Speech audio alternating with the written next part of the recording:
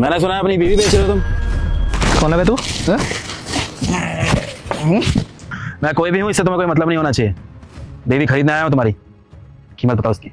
आगे वैसे क्या पसंद आ गया रिव्यू में? वो सब तेरे को जानने की जरूरत नहीं है, समझा तू?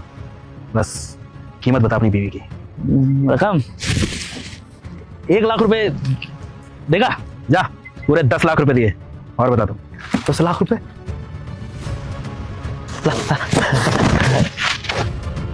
ला साथ में इसके। नहीं नहीं, हम कहीं नहीं जाएंगे। अरे कैसे पति आप अपनी बीवी को बेच रहे हैं?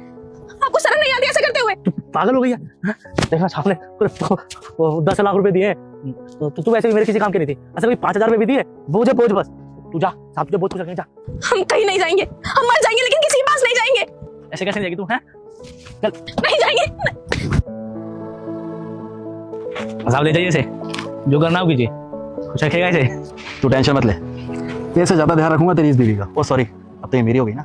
ऐसा ही वैसा हो गया अब तो मेरे पास। अब तो मेरे 2 ही ठिकाने, एक ठेके दूसरे थाने। और एक बात कान खोल के सुन ले, ढूंढने की कोशिश मत करिए इसे। आगे पीछे कभी दिख गया ना तू तो मेरे से बुरा कोई नहीं होगा, क्योंकि अब ये मेरी है। चले? नहीं अरे चलो यार। सुनिए ना, अरे हमें कहाँ लेके जा रहे हैं? सुनिए हमारी बात सुनिए। साहब हमें बख्श दीजिए, आप हमें कहाँ लेके जा रहे हैं? देखो बहन, मैं तुम्हें कहीं लेके नहीं जा रहा हूँ, बल्कि तुम्हारी जान बचाई है मैंने।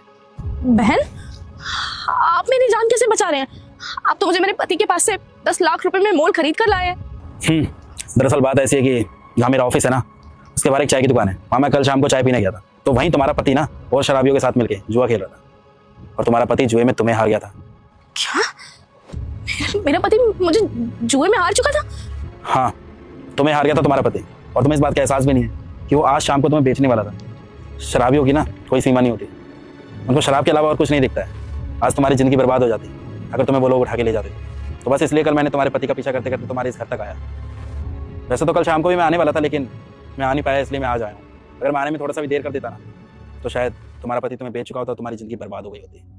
साहब आपका बहुत बहुत शुक्रिया, आपने मेरी जान बचाई है। अगर आप ना होते तो आज मेरे साथ न जाने क्या होता। देखो, शुक्रिया अदा करने की जरूरत नहीं है। इंसान की जान से बढ़कर ना कोई चीज नहीं होती। मैंने तुम्हारी मदद करी है इंसानियत के नाते। और बाकी मुझे एक बात बताओ, तुम्हारे परिवार में और कौन कौन है? साहब मम्मी पापा तो नहीं है मेरे, लेकिन चाचा चाची ने मेरी शादी करा दी थी और तभी से मेरी जिंदगी नर्क हो गई है।